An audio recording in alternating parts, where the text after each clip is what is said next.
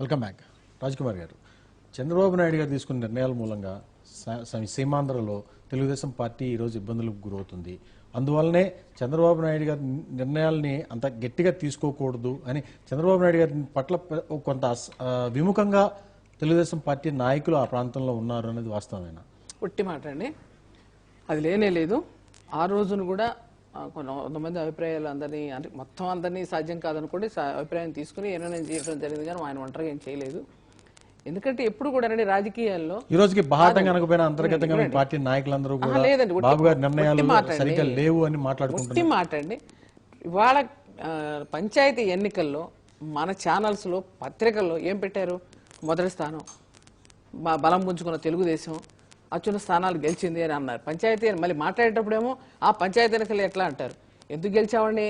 తెలంగాణలో మాకు వచ్చినాయి పంచాయతీలు, ఆంధ్రప్రదేశ్లో వచ్చినాయి, రాయలసీమలో వచ్చినాయి. మేము మొదటి స్థానంలో ఉన్నాం కదా. తర్వాతే కదా కాంగ్రెస్ పార్టీ, తర్వాతే కదా వైఎస్ఆర్ పార్టీ. మేము మొదటి స్థానంలోకి ఎలా రాగలిగామండి?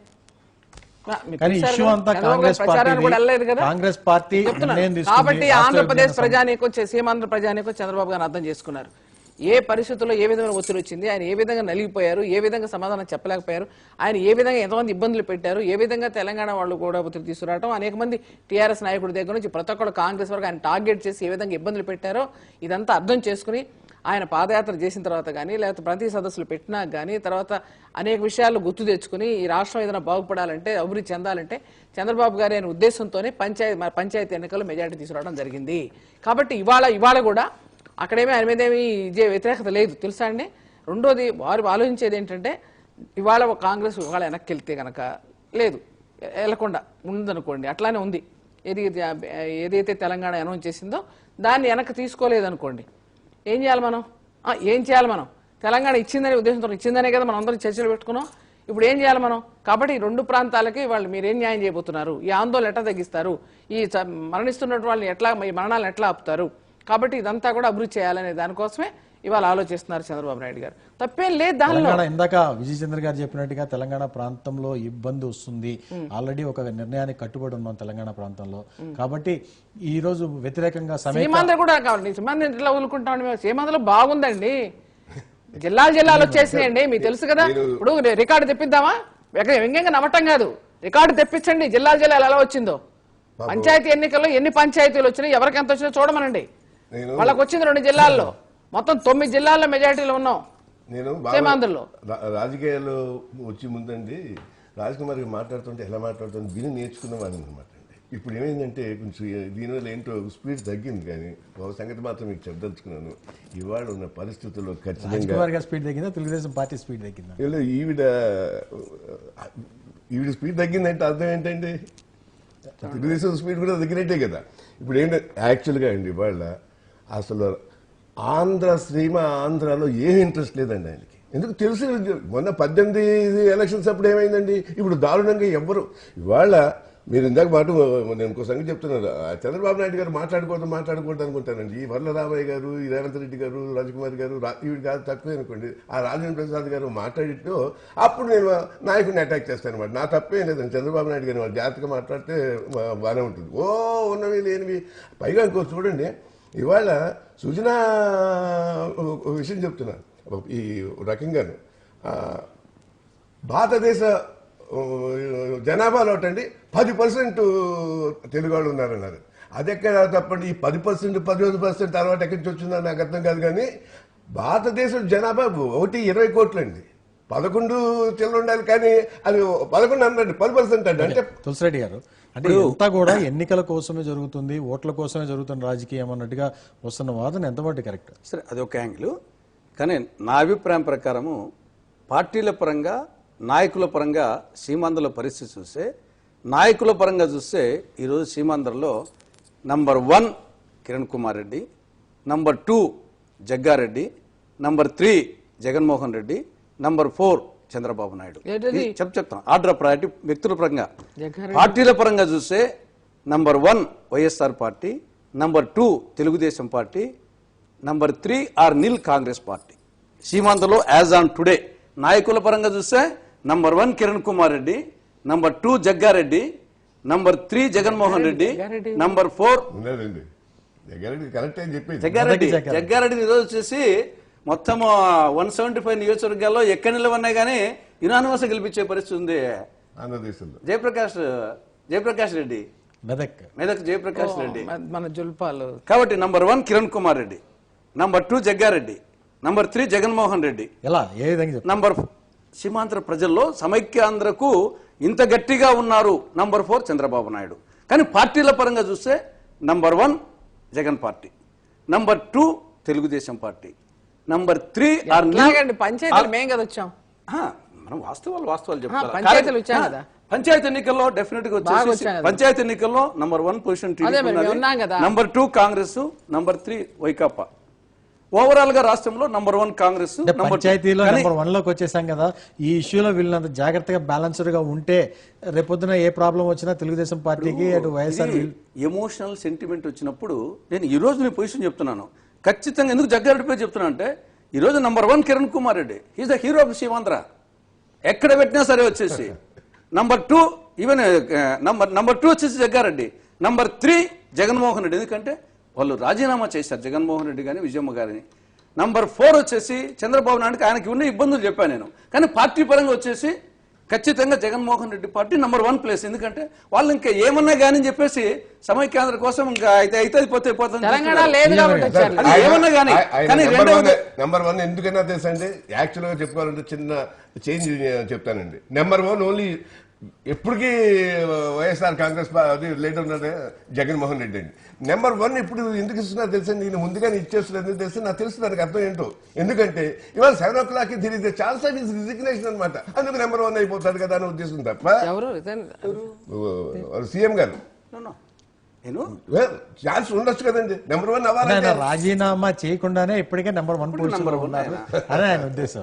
కానీ వైఎస్ఆర్ కాంగ్రెస్ పార్టీ విషయానికి వచ్చేసరికి జగన్మోహన్ రెడ్డి రేస్ లో 3వ స్థానంలో ఉన్నా కానీ ఎందుకని పార్టీ మొదటి స్థానంలో ఉన్నా జగన్మోహన్ రెడ్డి 3వ స్థానంలో ఉన్నాడని అనుకుంటారు. ఒకటి చెప్తారండి, ఒకటి చెప్పమంటారా? ఇవాళ పార్టీ పరంగా నెంబర్ 1 లో ఉన్నాం, వ్యక్తి పరంగా నెంబర్ 1 లో ఉన్నాం. ఈ రాష్ట్రాన్ని పరిపాలన చేయగల సత్తా చంద్రబాబుకు ఉందనేది ప్రజల ఆకాంక్ష. పంచాయతీ ఎన్నికల్లో నెంబర్ 1 గా ఉన్నాం. ఇవాళ ఆలోచించే విధానంలో కానీ ఇవాళ డిగ్నిఫైడ్ గా ఉండటంలో కానీ ఇచ్చిన మాట కట్టుబడి ఉండటంలో కానీ ఇవాళ అన్ని ప్రాంతాల శ్రేయస్సు కోరి ఆయనే రేపొద్దున ఏదైనా చేయగలరు, ఏదైనా మళ్ళీ అభివృద్ధి చేయాలని ఆయన చేయగలిగినటువంటి ఆలోచన వచ్చింది. కాబట్టి అన్నిటా నెంబర్ 1 చంద్రబాబు నాయుడు గారు, ఎవరు కాదనలేరు, మీరు చూస్తారు. సార్ ఒక సంగతి చెప్తానండి, ఈ 2 పార్టీలు కలిసి ఆ జగన్ జైల్లో పెట్టినా ఈ నెంబర్ 1 చేస్తున్నారు. నేను చెప్పనండి, కంగారు పడకండి అమ్మా. నేను చెప్పనండి, వాళ్ళు number 1 Jaganmohan Reddy, number 2 Jaganmohan Reddy, number 3 Jaganmohan Reddy, up to 10 Jaganmohan Reddy. కానీ తులసిరెడ్డి గారు అంత ఓపెన్ గా కాంగ్రెస్ పార్టీ లీడర్ అయినా కానీ ఆయన ఒక అందరి లీడర్ల పేర్లు ఒక ప్రయారిటీ ఇచ్చినప్పుడు పులివెందుల ఇవన్నా వచ్చేసి జగన్మోహన్ రెడ్డి ఇద్దరం ఒకటే. కానీ అక్కడ నేను ప్రధానంగా వాళ్ళకు వ్యతిరేక అయినప్పటికీ ఉండే పొజిషన్ చెప్తున్నాను. ఉండే పొజిషన్లో ఈ రోజు పార్టీ పరంగా వచ్చేసి సమైక్యాంధ్ర స్టాండ్ గట్టిగా తీసుకున్నటువంటి, సరే ఒక పార్టీ ఒకవైపు వద్దనుకున్నారో దాని డిఫరెంట్ ఇష్యూ కాలం నిర్ణయిస్తుంది. కానీ ఇద్దరు వచ్చేసేసి అధ్యక్షులు, గౌరవాధ్యక్షులు, మొత్తం ఆ ఎమ్మెల్యేస్ అందరూ రాజీనామా చేశారు. దాంట్లో 1-2 కాదు, అందరూ వచ్చేసేసారు. గట్టిగా ఉంది కాబట్టి పార్టీ నంబర్ 1 ప్లేస్ లో ఉంది. కానీ నాయకుని పరంగా తీస్తే కిరణ్ కుమార్ రెడ్డి గారు ముఖ్యమంత్రిగా ఉండి కూడా కోర్ కమిటీ ముందు చెప్పాడు, కోర్ కమిటీ తర్వాత వచ్చేసి మీటింగ్ పెట్టి ఈ రాష్ట్రం సమైక్యం ఉందని చెప్పేసి చంద్రబాబు నాయుడు పిలుపు ఇవ్వలేదు జనాల ఆ స్థాయిలో సమైక్య. రాష్ట్ర ముఖ్యమంత్రిగా ఉండి చంద్రబాబు ఇప్పుడు ఎందుకంటున్నారు కిరణ్ కుమార్ రెడ్డి నెంబర్ 1 అని? ఒక రాష్ట్ర ముఖ్యమంత్రిగా ఉండి ఒక ప్రాంతానికి ఆయన సమైక్యం అన్నాడని చెప్పి దాంతో అంటున్నారు. ఎందుకని ఒకటి ఆలోచించండి. ఇవాళ జగన్మోహన్ రెడ్డి ఎందుకు తీసుకున్నాడు, యూటర్న్ తీసుకున్నాడు, మొన్నటిదాకా అటువంటి ఇటు కాకుండా ఉండి ఎందుకు తీసుకున్నాడు? పంచాయతీ ఎన్నికల్లో వాళ్ళకి తెలంగాణ రాలేదు కాబట్టి. ఉండండి చెప్పనేయండి, పంచాయతీ ఎన్నికల్లో వాళ్ళకి రాలేదు కాబట్టి వాళ్ళు వదిలేసుకున్నారు తెలంగాణని.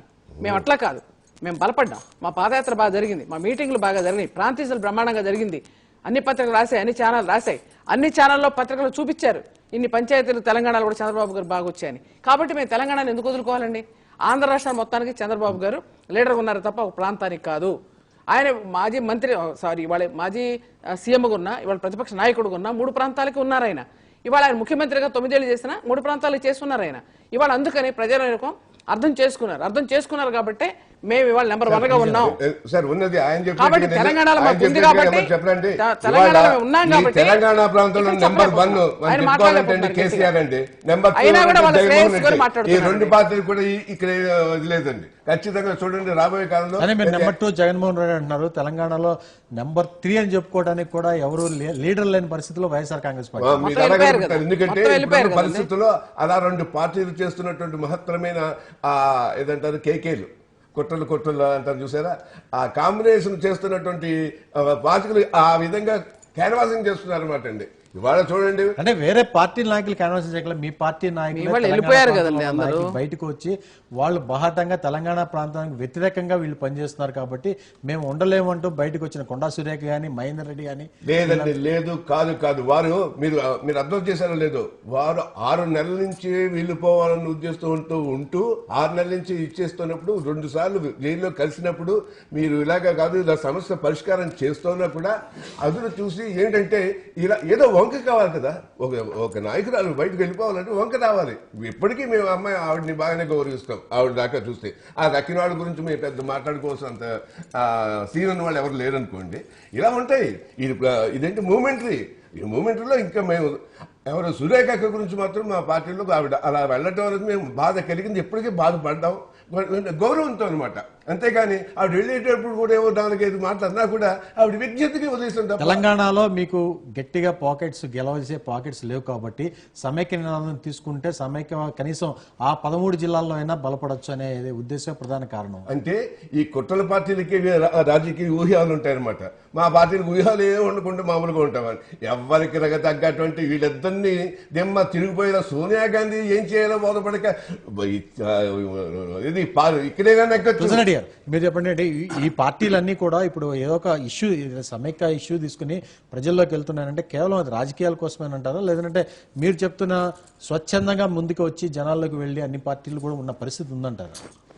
ఇక్కడ జనరల్గా వచ్చేసి అన్ని పార్టీలు కూడా ఒక టీఆర్ఎస్ తప్పనిచ్చేసి మిగతా వాళ్ళు వచ్చేసి ఇది కాదులే అని చెప్పేసి ఏదో టీఆర్ఎస్ దాడిని ఎదుర్కొనే దానికోసం తెలంగాణ వాళ్ళకి ఇబ్బంది పెట్టకూడదు అని చెప్పేసి అన్ని పార్టీల్లో కొంత ఇది అయ్యేది కాదు పోయేది కాదు అనే టైపులో కొంత ఆ టైప్ ఆలోచించి ఈరోజు కొంచెం అన్ని పార్టీలు ఇబ్బంది పడి ఇంకా ప్రజాభిప్రాయం వచ్చేసి తారాస్థాయికి వచ్చినప్పుడు అప్పుడు ఇంకొకటి బయటపడుతున్నాయి యాక్చువల్గా. కాబట్టి ఇది జనరల్గా చంద్రబాబు నాయుడు గారు కానీ కాంగ్రెస్ వాళ్ళు కానీ ఈవెన్ జగన్మోహన్ రెడ్డి కానీ వీళ్ళందరూ వచ్చేసి ఇది ఈ స్థాయికి వస్తుంది, కాంగ్రెస్ వర్కింగ్ కమిటీ ఈ విధంగా నిర్ణయం తీసుకుంటుంది, అయినా ఇప్పటికి ఇంకా ప్రభుత్వం ఉంది, అసెంబ్లీకి రావాలా, భారత పార్లమెంట్కి పోవాలండి. కానీ ఈవెన్ కాంగ్రెస్ వర్కింగ్ కమిటీ కూడా ఈ స్థాయిలో తీసుకుంటుందని చెప్పేసి ఆ విధంగా ఊహించక ఏదో ఒక రాజ్యసభ పార్లమెంట్ లో టి సుబ్బరామరెడ్డి గారు మాట్లాడుతున్నారు, ఒకసారి లైవ్ లో చూద్దాం. What is wrong with the Congress party when every political party in the country are given writing? BJP says 24 hours they get into power. If they get into power, they give Telangana. And today they just find fault with our Congress party. And Mr. Chidambaram has declared, how is it wrong? What's the wrong he has done? I can't imagine. Therefore, now the most important is, it is not the leaders. The people living in Andhra Pradesh, both regions in Andhra and Telangana, even though they are married, Telangana girl is married to Andhra. Andhra boy marries Telangana girl. All are very, very close relation, affectionate each other. Everybody is in relation to each other. There is no ill feeling. But at the same time, somehow there is a lot of lack of communication, misunderstanding, misconception between the two regions, and this is actually giving a big problem, sir. So therefore, this is a very serious matter. I am not just, one word I won't use waste time. So therefore, what I am saying is, number one, it is not justified fair for any political party to blame Congress party, which is totally object is not correct, number one. Number two, Congress party has taken decision on the view of the, given in writing by every political party they have taken. Now the most important is, they have taken decision, a challenge before a party and government is, how you bring the sentiments of Andhra people and Telangana together, how amicably you bring it, which is a very tough task, it should be done. Therefore, now my appeal is, as early as possible, now within 15 days maximum, you see that this problem